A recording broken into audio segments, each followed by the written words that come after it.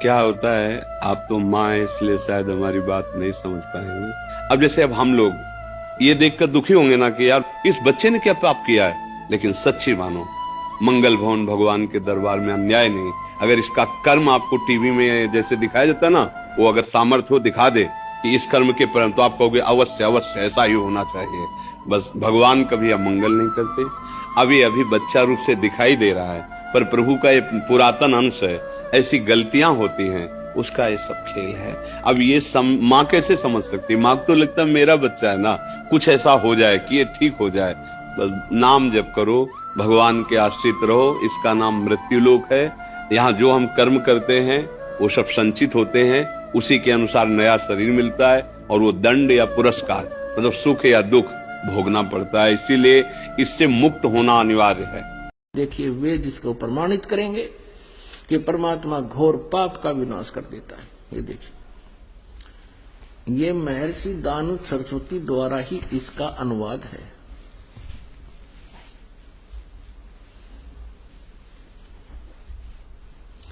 प्रकाशक है सार्वदेशिक आर्य प्रतिनिधि सभा 2/5 महर्षि दानव भवन रामलीला मैदान नई दिल्ली से। यजुर्वेद आर्य भाषा भाष्य संपूर्ण 40 अध्याय महर्षि दानव सरस्वती कृत यानी दानंद जी के द्वारा इनका अनुवाद है। मुद्रक है Prince offset printers 1510 Pataudi house Daryaganj नई दिल्ली से। अब देखिएगा, यजुर्वेद के 8वें अध्याय का 13वां मंत्र स्पष्ट करेगा। ये 8वां अध्याय और 241 पृष्ठ पे 8वें अध्याय का 13वां श्लोक। इसमें क्या लिखा है कि देव कर्तस्य एनस्य अवजनमसि, मनुष्य कर्तस्य एनस्य अवजनमसि, पितृ कर्तस्य एनस्य अवजनमसि, आत्म कर्तस्य एनस्य अवजनमसि। अनस्य अनस्य घोर एनस्य एनस्य माने अपराध के अपराध यानी घोर पाप के भी अवजनम। अब आपको इसका यहां दिखाते हैं 242 पृष्ठ पर इन्हीं का अनुवाद किया हुआ। ये 242 पृष्ठ पे, हे सबके उपकार करने वाले मित्र आप।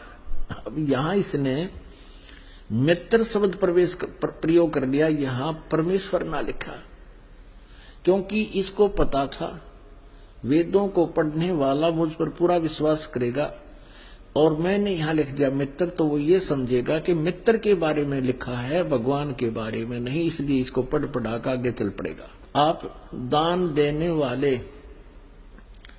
के अपराध के अवजनम, एनस्य माने अपराध के, अवजनम माने विनाश करने वाले, असी माने हो। मनुष्य कर्तस्य साधारण मनुष्यों के किए हुए, एनस्य माने अपराध के, अवजनम माने विनाश करने वाले हो। पितर कर्तस्य पिता के किए हुए, एनस्य माने अपराध, ये अपराध ही लिखना चाहिए था, विरोधासन लिखा है। अच्छी प्रकार हरने वाले हो, नाश करने वाले हो। अपने किए हुए एनस्य माने पाप के, एनस्य कहो, एनस्य का अर्थ पाप कहो, एनस्य माने अपराध कहो, एनस्य माने अपराध या पाप एक ही अर्थ होता है। एनस्य माने पाप के दूर करने वाले, अवजनम माने नाश करने वाले, अवजनम विनाश करने वाले हो, अवजनम माने विनाश करने वाले हो। एनस्य एनस्य अधर्म के अधर्म यानी घोर पाप के भी, अवजनम माने नाश करने वाले हो। अब जानता हुआ मैं जो कुछ भी अधर्म आचरण किया करता हूं या करूं, अनजान में जो कुछ भी किया करता हूं या करूं, उस सब एनस्य माने अपराध के, पाप के, दुष्ट आचरण के नहीं, पाप के आप अवजनम माने नाश करने वाले हो।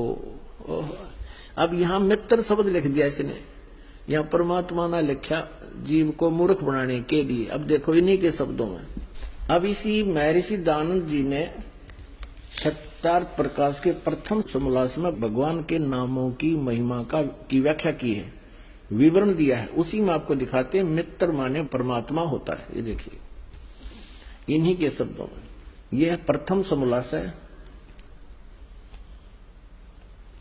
और पृष्ठ नंबर 18 पर, सत्यार्थ प्रकाश पृष्ठ नंबर 18 पर।